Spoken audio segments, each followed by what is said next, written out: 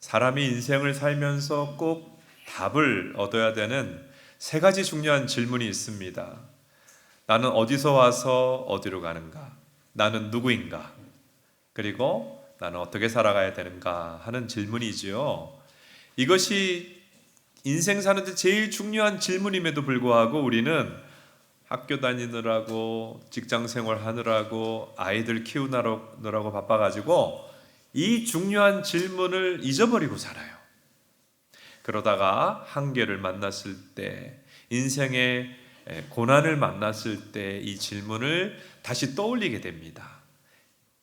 유명한 강연가인 김미경 씨라고 있습니다. 이분이 직원이 한 100명 되는 회사를 운영하고 있었는데 월급만 매달 한 6억 원 정도 지출을 해야 된다고 합니다. 그런데 코로나 때 매출이 10분의 1로 줄었어요. 큰 경영의 위기를 만났습니다. 그때부터 신경이 곤두서고 마음이 피폐해지기 시작했는데요. 딸이 엄마한테 전화했어요. 엄마, 나 너무 아파. 아니, 이 바쁜데 아프고 난리야 라면서 이상한 말이 나올 정도로 내면이 망가지기 시작했다고 합니다. 곁에서 오랫동안 함께 회사를 지켜왔던 직원이, 대표님, 더 이상 회사를 유지하면 부도납니다. 이제 그만 멈추시죠 하는 조언을 해주었는데, 그때 김미경 씨가 이런 생각이 들었대요. 내가 자기 개발로 수도 없이 강연을 했는데 이렇게 내가 망해버리면 내가 살 수가 없다. 더 열심히 주말도 반납하고 자기 회사를 살리기 위해서 매진을 했지만 마음은 훨씬 더 힘든 상황으로 빠져들게 되었다고 합니다. 그래서 어느 날 회사에 있는데 5층 자기 있던 회사 사무실에서 그냥 밑으로 뛰어내려서 죽고 싶은 거예요. 그런 마음이 드는데 기독교인 신앙을 갖고 있는 언니가 전화를 했어요. 전화를 받고서 이렇게 얘기했다고 합니다. 언니, 나 좀 살려줘. 언니가 무슨 일이냐고 묻고 여러 가지 얘기를 하게 되었습니다. 언니와 대화를 통해서 하나님 믿어야 된다는 거, 자기는 하나님께로부터 와서 하나님께로 돌아가는 존재라는 것을 깨닫고 이제 김미경 씨가 크리스찬이 되었습니다. 자, 여러분 어떠신가요? 인생의 가장 중요한 문제, 어디서 와서 어디로 가느냐, 나는 누구냐, 어떻게 살아야 되느냐, 답을 갖고 계신가요? 오늘 이렇게 나온 이 자리가 이 중요한 질문에 답을 얻는 복된 시간이 되시기를 축복합니다. 우리는 이 질문의 답을 학교에서 얻지 못합니다. 직장에서 얻지 못합니다. 신앙을 가질 때에 하나님의 진리의 말씀인 성경을 통해서 답을 얻게 되는 것이죠. 성경은 우리는 우연하게 이 세상에 태어난 것이 아니고 하나님이 지으셔서 생명을 가지고 살게 되었다. 그리고 이 세상에서의 생명을 마치면 하나님 앞으로 돌아간다. 그렇게 얘기를 합니다. 그리고 죽음은 끝이 아니고 다음 세계로 들어가는 문인데, 이제 이 세상의 생명을 마치고 하나님 앞에 서게 되면 그때 우리의 삶이 다 하나님 앞에 고해지고 선악간에 이제 심판을 받게 된다. 그래서 죄가 있다면 형벌을 받게 되고 죄가 없는 의인이라면 하나님 나라에 들어가게 된다고 성경은 이야기를 하고 있습니다. 우리가 살아가면서 열심히 살아서 성공하는 것 필요하죠. 또 자녀들 잘 키우는 것도 필요합니다. 그리고 이제 좀 나이가 들면 그런 생각, 이 네 글자로 된 한 단어가 많이 생각하게 되죠. 노후 대책이라고. 노후 대책도 필요합니다. 그런데 가장 중요한 준비, 인생에 꼭 필요한 준비는 뭐냐면 사후 대책이에요. 한번 따라해 보세요. 사후 대책. 오늘 설교 제목이 가장 중요한 준비인데요. 여러분, 하나님 앞에 돌아간단 말이에요. 하나님 앞에 서게 된단 말이에요. 사후 대책을 어떻게 준비할 수 있는가? 같이 하나님 말씀을 전하도록 하겠습니다. 첫째로, 내 공로와 노력으로는 천국에 들어갈 수 없다. 성경은 우리에게 그것을 알려줍니다. 히브리서 9장 27절 같이 한번 읽어볼까요? 한 번 죽는 것은 사람에게 정해진 것이요 그 후에는 심판이 있으리니. 예.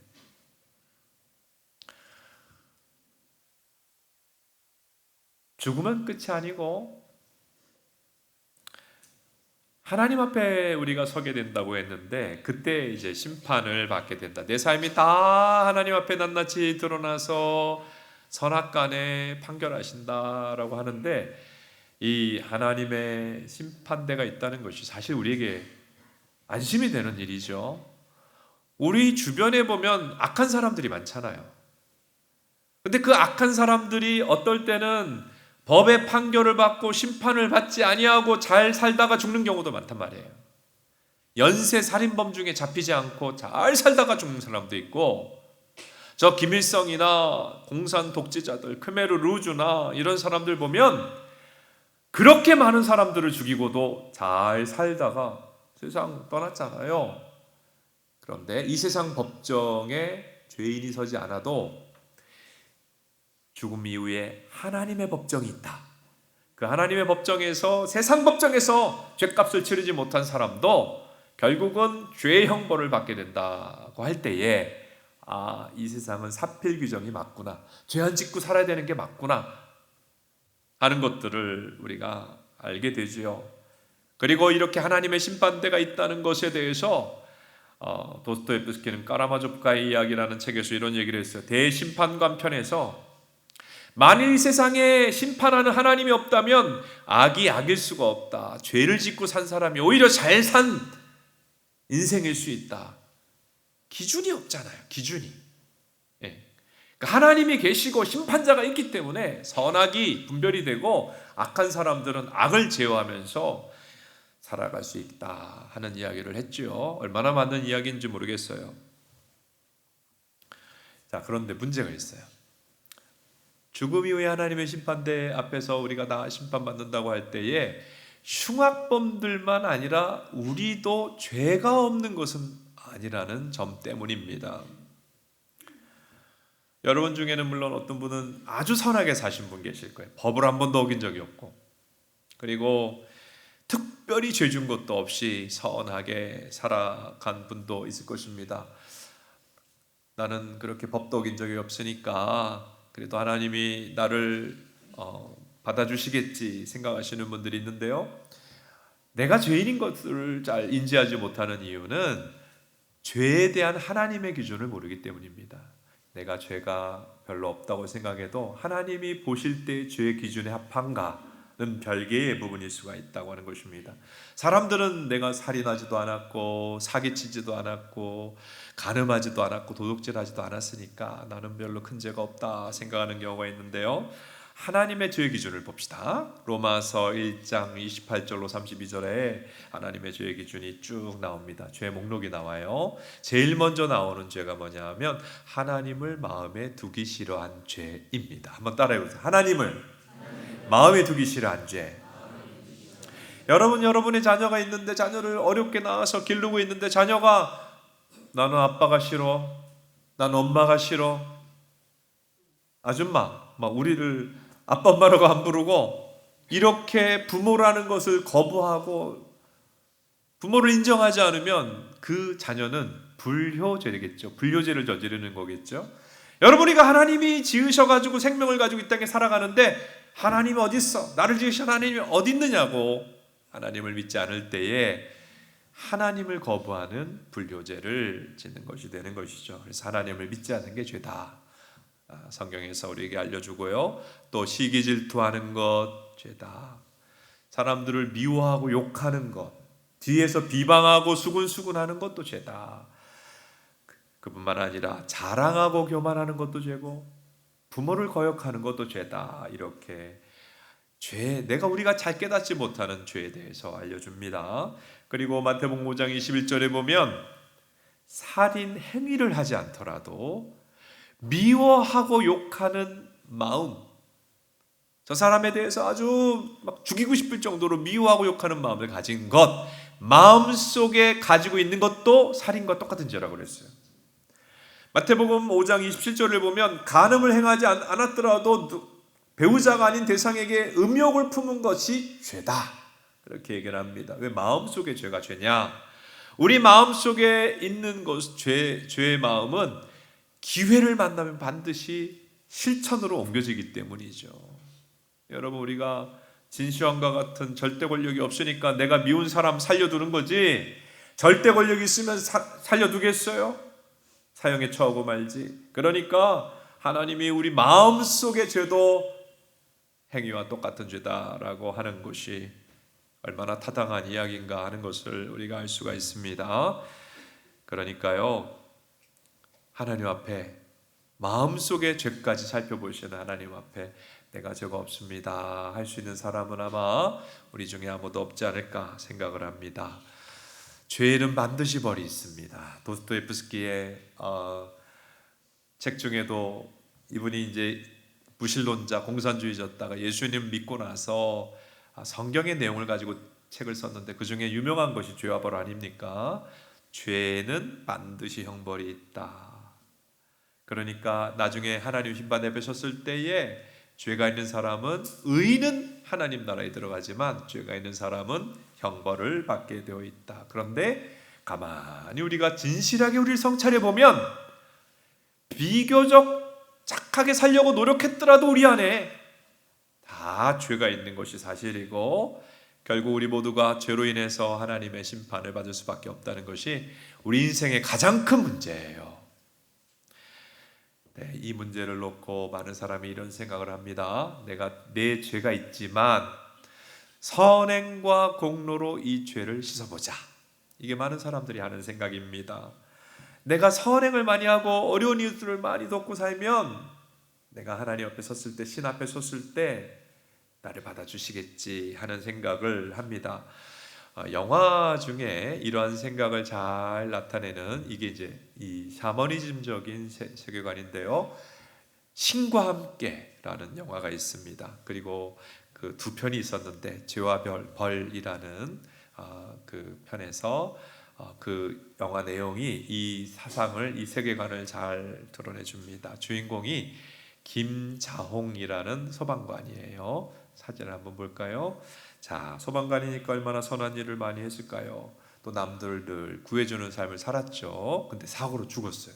죽고 나서 이제 사후세계에 들어가서 심판을 받는데 저승사자들이 이 사람이 착한 일을 많이 했다고 적극적으로 변호를 합니다. 많은 그 심판을 받는데 김자홍의 인생의 그 흑역사, 어두운 모습이 드러납니다. 어느 날 불이 난 건물에 이제 동료들과 함께 들어가서 막 사람들을 구해내기 위해서 수색을 하는데 동료 소방관이 건물이 무너져 내리면서 갇혔어요. 자기가 누구를 데리고 나오는데 그 소방관도 어떻게 보면 구해낼 수 있었는데, 동료를 구해낼 수 있었는데 죽음의 두려움 앞에 그만 놓고 나와버린 장면이 딱 심판받을 때 드러나는 거예요. 그리고 김자홍의 어머니가 장애를 가지고 계셨어요. 근데 이걸 나중에는 참 봉양하기가 어렵잖아요. 그래서 어머니를 어느 순간에 목 졸라 죽이려고 하는, 약간 미쳤었나 봐요. 그래서 목 졸라 죽이려고 하는 그 시간이 있었어요. 그것도 드러난 거예요. 그리고 그때 마침 동생이, 남자 동생이, 형이 그런 몹쓸 짓을 하려는 것을 목격했어요. 그 남자 동생을 무자비하게 때려가지고 그 자기가 하려고 했던 나쁜 행동을 발설하지 못하도록 만든 그 악한 모습까지도 드러나게 됐어요. 자, 이 영화의 이야기는 뭘 얘기하느냐 하면 비교적 선행을 하며 사는 사람에게도 악한 죄가 있다는 거예요. 비교적 착하게 살아가려고 하지만 그런 사람이 죄가 없다는 건 전혀 아니라는 거예요. 그래서 인간의 선행으로는 죄가 다 씻어질 수도 없고 의인이 될 수도 없다. 그리고 선행만 아니라 이 세상의 종교로도 우리의 죄가 다 씻어지는 것이 아니다. 샤머니즘 무속신앙을 믿고 아무리 정한수를 놓고 빌어도 정성을 들여도 죄가 다 사라지는 거 아니고요. 절에 가가지고 삼천배 하시는 분도 계세요. 대단한 일이죠. 불교 신자들 그 수행하는 모습들 참 경탄할 만한 일이라고 생각을 합니다만은 우리 3,000배를 하면 죄가 씻어집니까? 또 미워하고 욕심 가지고 죄는 또 솟아나죠. 제가 스님들에게 물어봤어요. 스님, 열반하셨습니까? 모든 욕망과 죄에서 자유로우십니까? 아니요. 똑같이 대답하시더라고요. 어떤 종교와 금욕과 수행으로도 우리의 죄는 씻어질 수가 없습니다. 그래서 내 노력, 내 선행, 내 공로로 내 죄가 씻겨져서 의인이 될 수 없다는 것을 깨닫고 하나님이 마련한 구원의 방법을 받아들이려고 하는 것이 진정한 구원의 시작임을 믿으시기 바랍니다. 두 번째, 우리의 심판대 앞에 서는 우리에 대하여 하나님 주신 메시지는 우리는 예수님의 십자가 대속으로 의인이 된다고 하는 것입니다. 한번 따라합시다. 예수님의 십자가의 대속으로 죄사함을 받는다. 성경은 죄가 어떻게 씻어지느냐? 형벌이 가해져야 된다고 그랬어요. 히브리서 9장 22절 같이 읽겠습니다. 율법을 따라 거의 모든 물건이 피로써 정결하게 되나니 피 흘림이 없은즉 사함이 없느니라. 그렇잖아요. 죄는 죄인이 형벌을 받아야 죄가 소멸되는 거 아니겠어요? 죽어야 되는 거예요. 죄값으로 형벌을 받아야 되는 거예요. 그럼 우리는 우리 죄 때문에 결국 형벌을 받을 수밖에 없는 운명인데, 참 감사한 것이 성경은 하나님이 공의로운 재판장일 뿐만 아니라 사랑의 아버지시다 이렇게 얘기합니다. 하나님에게 두 본성이 있으신데 공의로움도 있는데 사랑이 있으시고 사랑이 공의보다 더 크시다 그래요. 그래서 하나님은 죄를 지은 사람들이 죄의 형벌을 받는 것을 원치 않는 거예요. 마음이 아픈 거예요. 자신의 창조한 피조물이 형벌을 받는 것이 마음이 아파서 구원하기를 원하셔서 구원의 길을 마련하셨어요. 그 구원의 길이 뭐냐? 요한일서 4장 9절 우리가 시작할 때 읽었던 말씀입니다. 같이 한번 읽어볼까요? 하나님의 사랑이 우리에게 이렇게 나타난 바 되었으니 하나님이 자기의 독생자를 세상에 보내심은 그로 말미암아 우리를 살리려 하심이라. 놀라운 말씀이에요. 놀라운 말씀이에요. 여러분, 하나님이 우리를 죄로 인해 심판받고 형벌받는 우리를 살리려고 구원의 길을 여셨는데 그것은 구원자 예수님을 보내시는 거예요.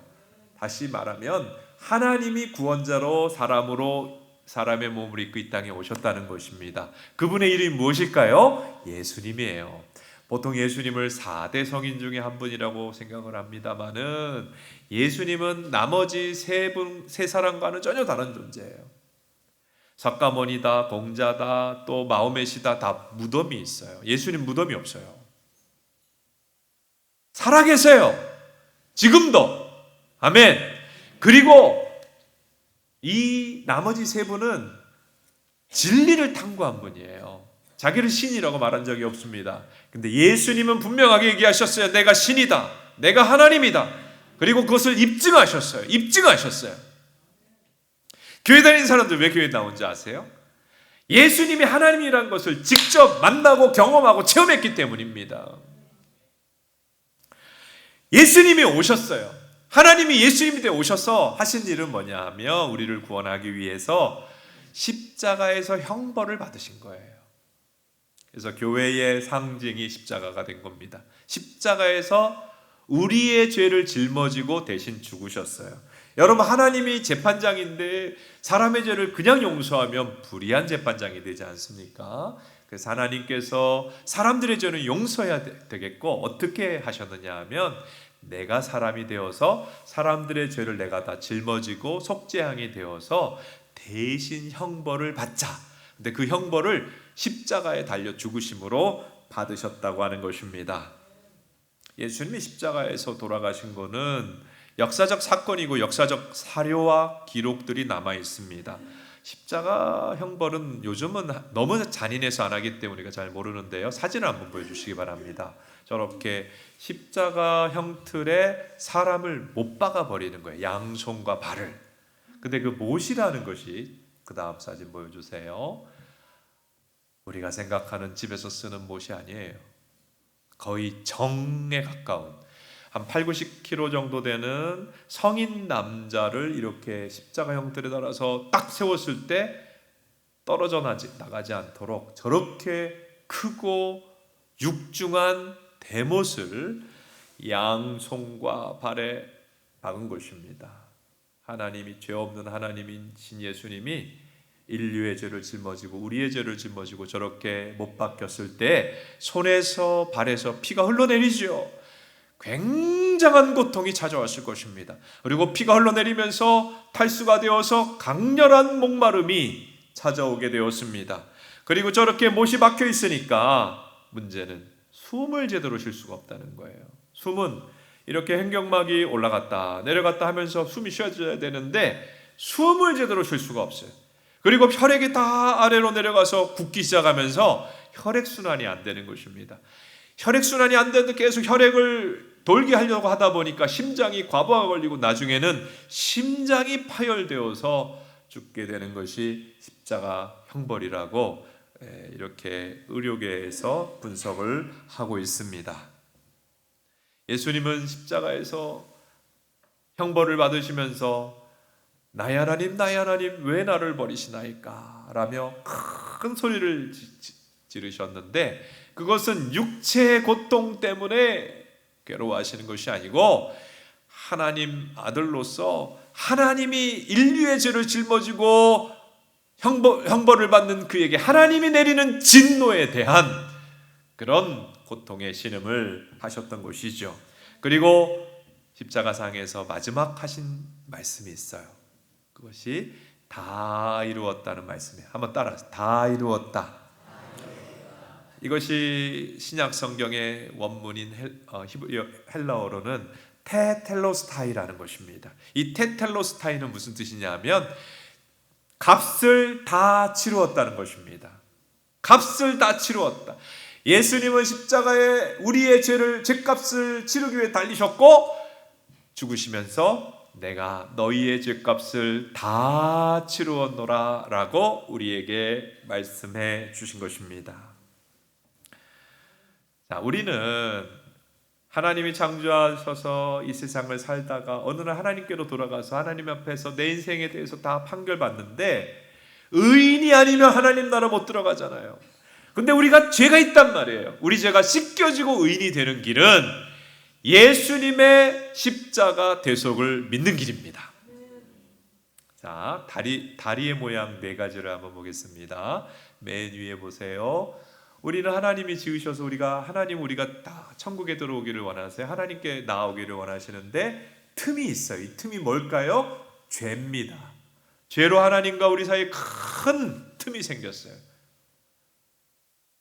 두 번째 그림은 뭐냐 하면 사람들이 그냥 이렇게 살아가면 결국 그 죄 때문에 죄의 결과는 사망이라는 거예요. 하나님께 생명이 있고 영생이 있는데 하나님의 이르지 못한다는 뜻입니다. 세 번째 다리는 뭐냐 하면 사람들은 하나님이 마련하신 구원의 방법을 붙잡지 못하고 내 공로, 내 선행, 또 종교를 가지고 천국에 이르려고 해요. 그 모든 것은 실패한다는 것입니다. 선행도 안 돼요. 공로도 안 돼요. 종교도 안 돼요. 네 번째가 뭐예요? 하나님 나라, 하나님께 이르시는 유일한 길은 무엇을 통하여 가능하다고 합니까? 십자가, 예수님이 나를 위해 대신 죽으신 십자가를 믿음으로 가능하다고 하는 것입니다. 오늘 이 자리에 계신 사랑하는 한 분 한 분, 예수님의 십자가 대속의 죽음이 나를 위한 것임을 믿는 은혜를 주시기를 축복합니다. 세 번째 메시지는 예수님이 십자가를 통해 이룬 구원을 받아들이라는 거예요. 성경은 예수님이 구원자임을 알려주고 그 예수님 이루신 구원을 믿고 받아들이라 이렇게 우리에게 말씀합니다. 이 세상의 모든 도덕이다, 철학이다, 종교다 한마디로 요약하면 하라입니다. 하라. 너가 나중에 잘 되기 위해서는, 천국 가기 위해서는 선행을 하라, 노력을 하라, 수행을 하라, 금욕을 하라. 그래서 너가 너를 구원해라. 이것을 뭐라고 하냐면 자력구원이라고 합니다. 한번 따라해보세요. 자력구원. 그런데 사람이 자기 스스로 힘으로 자기를 구원할 수 있을까? 우리나라의 오래된 종교가 불교입니다. 참 존경스러울 정도로 수행을 하지 않습니까? 특히 고승들, 명망 있는 스님들 대단하지요. 금욕과 수행이. 그러면 구원에 이릅니까? 자, 우리나라의 대단한 스님 중에 성철 스님이 계세요. 이분은 수십 년을 방바닥에 들어놓고 편하게 살지 않고 자지 않고 앉아서 수행을 하신 대단한 스님이에요. 근데 이분이 돌아가시면서 이런 얘기를 했어요. 한번 읽어보겠습니다. 유언입니다. 같이요. 한평생 남녀무리를 속여 미치게 했으니 그 죄업이 하늘에 미쳐 수미산보다 크다. 산채로 불에 압이 지옥에 떨어지니 한이 망갈래나 된다라고 하는 이야기를 남기셨어요. 결혼도 안 하고 맛있는 음식도 거부하고 머리 깎고 스님 옷 입고 면벽수도 벽에 앉아가지고 잠도 제대로 안 자고 수도를 한 그 대단한 분도 자기의 힘으로 뭐를 씻지 못했어요? 죄를 씻지 못했다고 하는 고백 아니겠어요? 자력 구원은 불가능하다는 이야기입니다. 근데 이 세상에 유일하게 하나님만이, 이 세상에서 유일하게 기독교만이 해라라고 하지 않고 하였다라고 말합니다. 너가 너 힘으로 죄를 다 씻지 못한다. 내가 너의 죄를 씻기 위하여 십자가에서 속죄를 하였다. 십자가의 대속의 피로 너를 죄 용서하였다. 너를 구원하였다. 너가 할 수 없는 것을 내가 하였다. 하나님이 그렇게 말씀하는 것입니다. 그렇잖아요.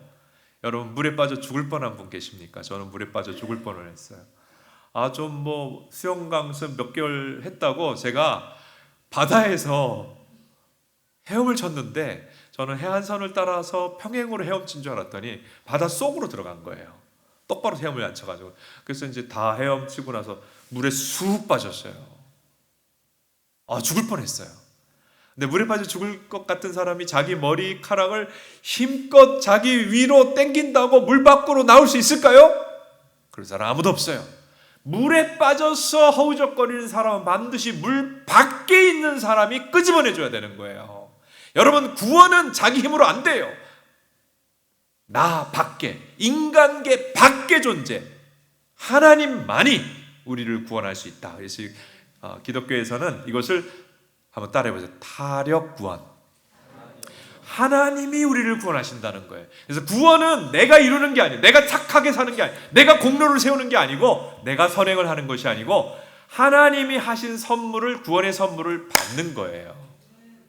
하나님이 이루신 구원을 선물로 받는 것이 기독교가 이야기하는 복음입니다. 그래서 내가 아무 노력도 없고 안 했고 나는 자격도 부족함에도 불구하고 하나님이 사랑으로 주시는 구원의 선물을 받는 것을 또 다른 말로는 은혜라고 말합니다. 자격 없는 자에게 주시는 하나님의 호의라는 것이죠. 자, 여러분, 하나님이 주시는 구원의 선물 다 받으시기를 바랍니다. 어떻게 받을 수 있는가? 매우 쉬워요. 종교심이 있어야 받는 거 아니에요. 똑똑해야 받는 거 아니에요. 공부를 안 한 사람이라도, 선행을 못했던 사람이라도 다 받을 수 있어. 어떻게 받느냐? 에베소서 2장 8절 9절입니다. 같이 읽습니다. 너희는 그 은혜에 의하여 믿음으로 말미암아 이것은 난 것이 아니요 하나님의 선물이라 행위에서 난 것이 아니니 이는 누구든지 자랑하지 못하게 함이니라. 구원의 선물을 어떻게 받는다 그랬습니까? 믿음의 손을 내밀면 받을 수 있어요. 믿기만 하면 됩니다. 우리는 나의 죄사함과 구원을 위해서 할 수 있는 게, 하나님의 기준에 모자라고 할 수 있는 게 거의 없어요. 하나님이 구원자 예수님을 보내서 이루신 구원을 믿음으로 받아들이라. 그것이 구원에 이르는 길이다. 하나님 말씀합니다. 그런데 우리는 이 구원의 진리에 좀 낯섭니다. 이 구원의 진리가. 왜냐하면 우리가 사는 세상의 법칙 중에 인과율이라는 게 있어요. 우리는 너무나 인과율에 익숙해요. 원인이 있어야 결과가 있다 하는 거죠. 그러니까 구원에 있어서도 내가 원인이 되고자 하는 마음 때문에 믿기만 하라는, 믿음의 손을 내밀어 받아들이라고 하는 이 하나님의 말씀이 낯설은 겁니다. 어떤 시골에서 할머니가 이제 버스를 타게 됐는데 큰 짐을 지고 타서 미안한 마음으로 버스를 타게 됐어요. 할머니가 근데 버스에 와서도 그 큰 짐을 내려놓지 않고 한 손으로 받치고 한 손으로 손잡이를 잡고 있는 거예요. 사람들이 너무 안타까워가지고, 할머니 버스 타셨으니까 이제 짐은 내려놓으시죠. 그래도 못 내려놓는 거예요. 내가 이 버스에 이 무거운 짐을 지고 탄 것도 미안한데 어떻게 버스에 바닥에 내려놓겠느냐는 것이었습니다. 여러분, 버스에 내려놔도 돼요, 안 돼요? 탔으면 내려놔도 아무 문제 없고 내려놓는 것이 정상적인 거 아닙니까? 여러분, 우리는요, 우리 힘으로 죄의 짐을 해결할 수 없어요. 온전한 구원자 되신 예수님이 죄의 짐을 나에게 맡기라고 합니다. 근데 요만큼 맡기고 나머지는 내가 짊어지고 힘들어할 필요가 없어요. 버스에 탔으면 짐을 다 맡기듯이 예수님께 내 죄의 짐을 다 맡기는 것이 하나님의 뜻이에요. 다 맡기세요. 예수님은 우리의 크고 작은 모든 죄를 구원하실 수 있는 온전한 구원자가 되십니다. 그래서 오늘 이 자리에 참여하신 모든 분들, 자신의 모든 인생의 무거운 짐, 죄의 짐까지 하나님 우리에게 보내주신 구원자이신 예수님께 다 맡기고 모든 짐을 벗어버리는, 모든 인생의 고통, 죽음 이후에 심판으로부터도 건진받는 은혜가 있기를 축복합니다.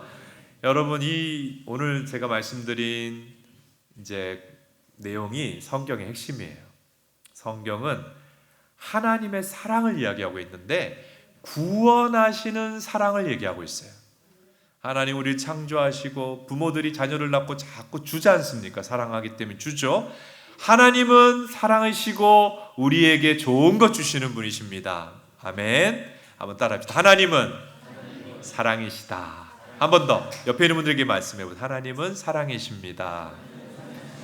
하나님이 우리에게 생명 주시고 우리에게 가족 주시고 우리에게 필요한 것들을 주시는데 우리에게 가장 필요한 게 의입니다. righteousness, 의. 물론 이 땅에 살아가면서는 뭐 공부할 머리도 필요하고 일할 능력도 필요하고 다 필요합니다만은 결국은 100살 어간에 다 죽잖아요.